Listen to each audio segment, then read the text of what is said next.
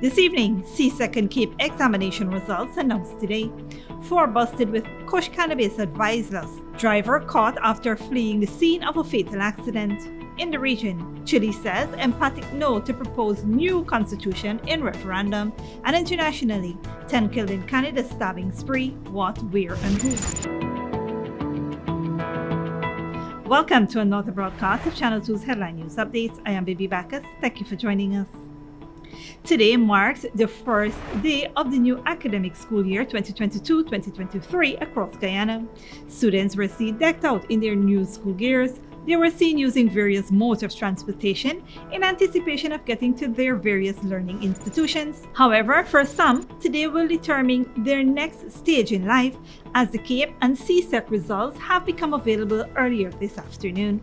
Topping the CAPE examination was Badesh Prasad, 15 subjects, Unit 2 from Queen's College; Vish Kistama, 12 subjects, Unit 2 from the Berbice High School; and Atisha Sitnarain, 9 subjects, Unit 2 from the Swarsity Vidya Nikatan Secondary. According to Chief Education Officer Dr. Marcel Hudson, Guyana's pass rate at this year's Caribbean Advanced Proficiency Examination climbed to 93.22%. Topping the CSEC examination, Ramal Babulal, 27 subjects, Anna Regina Multilateral School; Daniel Dowdin, 25 subjects, Anna Regina Multilateral School; Utam Hiralal, 25 subjects, Anna Regina Multilateral School; Saskita Tiwar, 22 subjects, Queen's College; Shavel Solomon, 21 subjects, Anna Regina Multilateral Secondary School; Kirpa Tani, 18 subjects, Queen's College.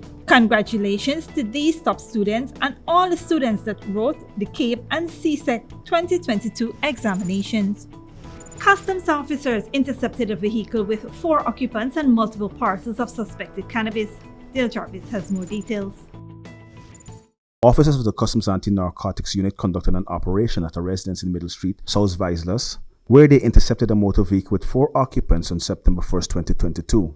A subsequent search of the vehicle led to the discovery of 4 parcels of suspected cannabis and the arrest of 4 occupants. 24-year-old Erwin Chappell, 35-year-old Dudnod Bagwandin, 27-year-old Kevin Ramgulam, and 29-year-old Mark Barton. The men were escorted along with the narcotics to Kanu headquarters, where they tested positive for cannabis and had a total weight of 1.750 kg, having a street value of approximately Guyana $2.8 million. According to a statement from Kanu, this type of cannabis is known as kush. It is suspected to have been imported into Guyana from North America. Reporting for Headline News Update, Dale Jarvis. Thanks, Dale. Police are investigating a fatal hit-and-run accident at Blankenberg Public Road, West Coast Demerara, in the vicinity of Blankenberg Nursery School on Saturday, September 3rd. Dead is 42-year-old Azad Khan of Blankenberg, West Coast Demerara. Inquiries disclosed that around 7:45 p.m., a black Allion motor car with an unknown license plate and driver was proceeding west along the southern side of the public road at a fast rate of speed and collided with Khan, who was walking across the roadway from north to south. As a result of the collision, Khan fell onto the roadways. Reports said that the impact caused his left leg to be broken off and ended up in a yard 4 houses away. The driver of the car sped away from the scene. Khan's motionless body was picked up by the members of the police force and taken to the West Demerara Regional Hospital, where he was seen, examined, and pronounced dead by a doctor on duty. The man's body was also positively identified by his relatives. The body of the deceased was escorted to the Ezekiel mortuary, awaiting a post-mortem examination. The following day, Commander of Regional Police Division 3, Assistant Commissioner Mahendra Sirnarain, confirmed that the driver of the vehicle involved in the hit-and-run fatal accident, 28-year-old Vicky Balgabin of the Willem, West Coast Demerara, was found and arrested. He has since admitted to the police that he was the driver of the vehicle at the time of the accident, but the reason he fled the scene was that he panicked. Balgabin remains in custody pending charges. Stick around after the break. Amerindian Heritage Month celebration continues with a fitness walk at the National Park, and driver killed in deadly crash on Monrepo Highway while speeding.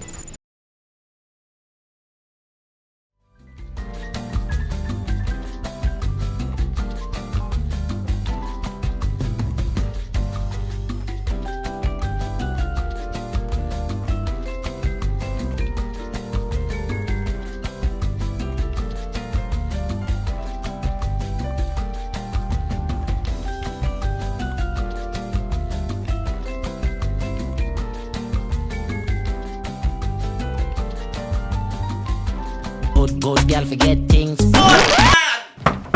What's the problem, Granny? I want money for borrow for do a surgery. I was dancing and I fall and fracture my hip. If you need some quick money, you should check Lender's Jewelry and Pawn Shop. Lender's Jewelry and Pawn Shop, Lot 238 South Road Border, Georgetown. Get jewelry made to order in just 72 hours. We also accept vehicles. Lender's, best rates, longest payback period. Boys, I get through. Plus, I could dance again.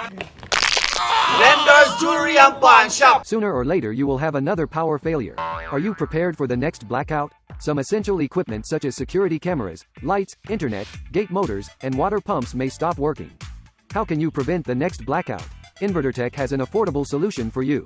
A strong UPS system which uses the latest inverter and solar battery technology to prevent blackout. We smartly calculate your average power demand so you don't spend more than you need to. Call 223-2233 for more information. When you need money and you gotta get it fast, Creative Jewelry and Pawn Shop is the place for that confidential transaction in a quiet and secure location. You'll get the highest value per pennyweight for your gold and also enjoy the lowest interest rates and longest payback period too. Yes, for that instant transaction to solve a pressing financial problem. That Creative Jewelry and Pawn Shop, 46 Boyle Place, that's between the Ministry of Housing on Brick Dam and White Castle Fish Shop. Be your first and only choice.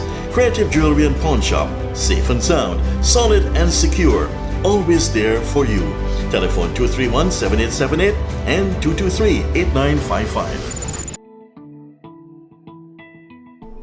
Welcome back.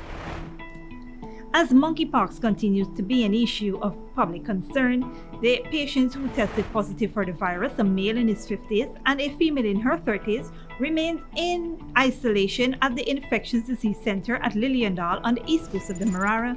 Today, Dr. Shazima Shah, infectious disease specialist, has some vital information on the 4 main ways the monkeypox virus can be transmitted. Monkeypox is a zoonotic disease, meaning that it jumped from animals to humans. Now, with human-to-human transmission, studies have shown 4 main ways of monkeypox transmission. These ways include 1. Direct contact with skin lesions or fluid from these lesions. 2. Indirect contact from clothing, bed linen, towels, or other articles soiled with infected secretions. 3. Respiratory secretions through face-to-face contact, however, this has to be through a prolonged period. 4. Vertical transmission. This simply means where a pregnant mother can transmit the virus to her baby. Please stay safe, and if you observe any new lesions, seek medical attention and follow the Ministry of Health social media platforms for guidance and updated information on monkeypox. Persons should note, some of the symptoms of monkeypox are rash with blisters on various parts of the body, including the hands, feet, mouth, and genitals, fever, swollen lymph nodes, muscles and back aches, low energy. For further information on the monkeypox virus, call the Ministry of Health hotline on 0449. On Sunday, the Amerindian Heritage Month celebration continued with the Fitness Walk 2022. This event brought the streets to life with the indigenous people decked out in their traditional wear, blowing the conch shell. The bamboo horns, accompanied by drums by the Cairo Culture Group, blended nicely with the Ghana Police Force Steel Orchestra. The event kicked off at the Umaniyana, down Young Street, onto Carafesta Avenue, Vizijan Road, Thomas Land, and finally, the approximately 5-mile walk concluded with a 50-minute aerobic workout on the National Park tarmac to the jives of the steel pans. Leading the fitness walk was Minister of Amerindian Affairs, Pauline Sukai. This fitness walk is in recognition of our first people, the Amerindians. The government has declared 1 month of celebration to highlight the contributions of the Amerindians, them being part of this nation and their cultural tradition and customs. It's very rich. Also supporting the walk was Minister of Health, Dr. Frank Anthony, a 32-member contingent of Amerindian soldiers of the Ghana Defense Force. They were accompanied by other government officials, members of the diplomatic community, the 10 regional delegates of the Amerindian Heritage Pageant, and a large cross-section of Guyanese fitness enthusiasts.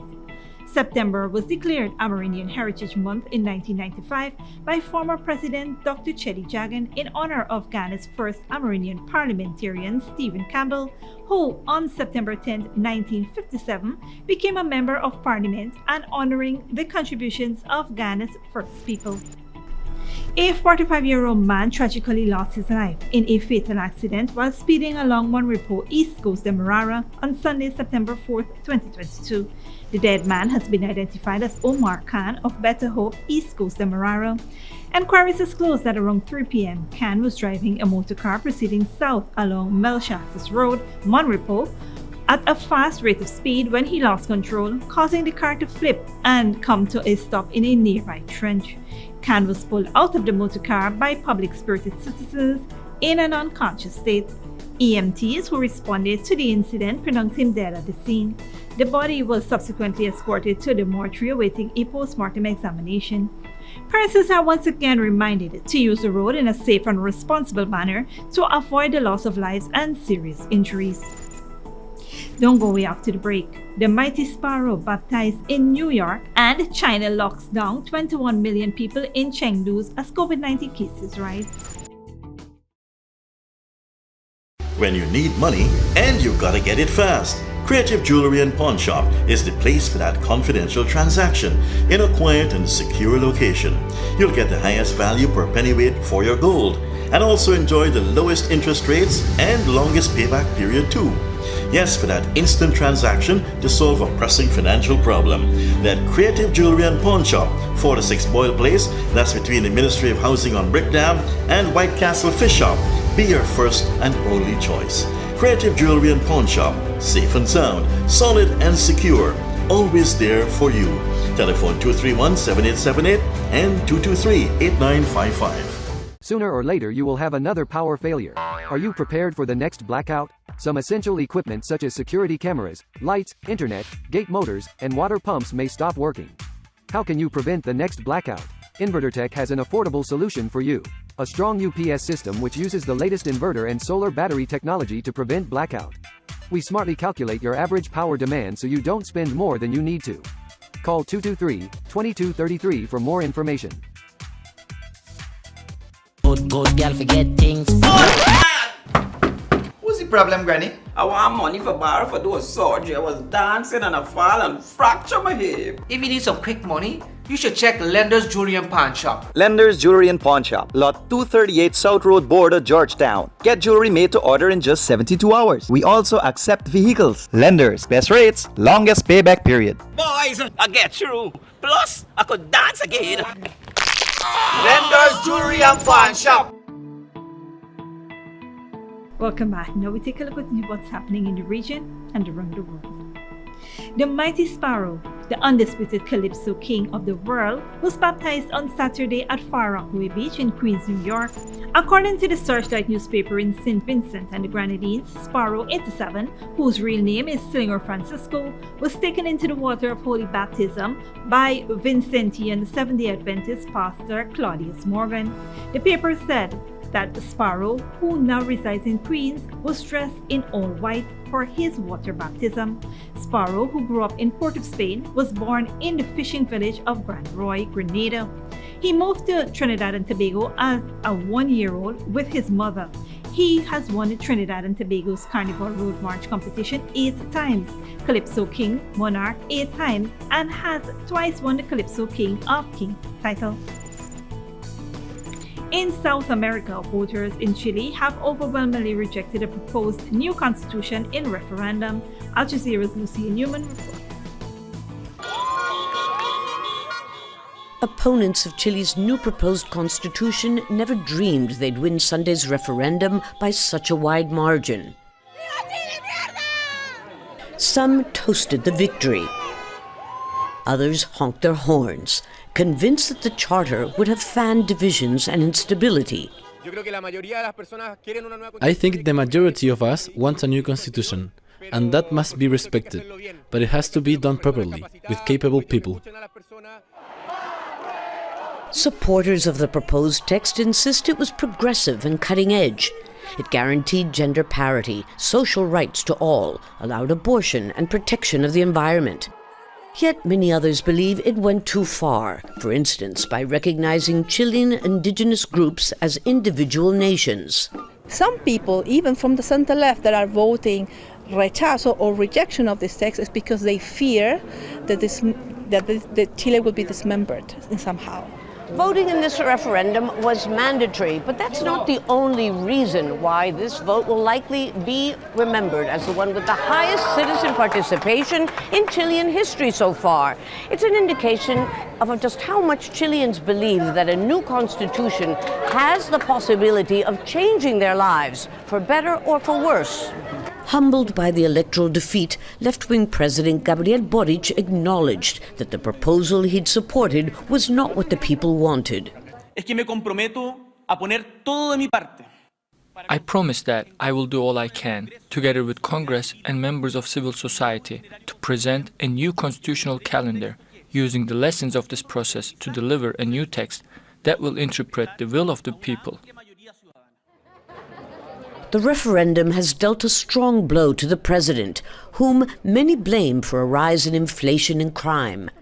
People such as Cecilia, who voted against the Constitution. To be honest, I did not read it. Now the process starts all over again, prolonging uncertainty in a country that needs social and economic change, but can't agree on how much. Lucia Newman, Al Jazeera, Santiago. Police in Canada is hunting for two men identified as suspects in a stabbing spree in the central province of Saskatchewan that left at least 10 people dead. Al Jazeera's Stephanie Decker reports. The police presence is deceptively calm given the severity of the attacks. Two men went on a stabbing spree in a remote Indigenous community in southern Canada. Today, September 4th, at 5:40 this morning, the Saskatchewan Divisional Operations Communication Centre, or the RCMP DOCC, received a call reporting a stabbing on the James Smith Cree Nation. In the following minutes, our DOCC received multiple calls reporting additional stabbings at different locations in the community. The suspects named were Damian Sanderson and Miles Sanderson. Pictures of the two suspects have been circulating nationwide. As the investigation confirmed, the two suspects, Damian Sanderson and Miles Sanderson, were traveling in a vehicle. At 9:45 a.m., a fourth dangerous persons alert was sent to the entire province, indicating multiple victims in multiple locations were located. Prime Minister Justin Trudeau has tweeted, "The attacks in Saskatchewan are horrific and heartbreaking. I'm thinking of those who have lost a loved one and of those who were injured."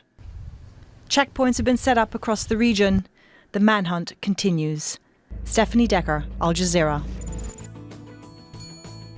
And internationally, Chinese authorities locked down Chengdu, a southeastern city of 21 million people, following a spike in COVID-19 cases.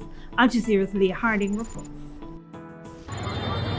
These are the scenes at a market in Chengdu when Chinese authorities imposed a lockdown this week. Many desperately grabbing what they could before the shelves emptied out. Some going to extreme lengths to stock up.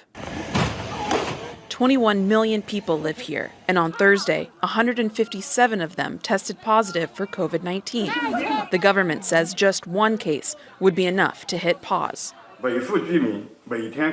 Essential services like supermarkets, pharmacies, and hospitals will remain open. Restaurants are only allowed to offer takeaway, and employees of those places should get tested every day.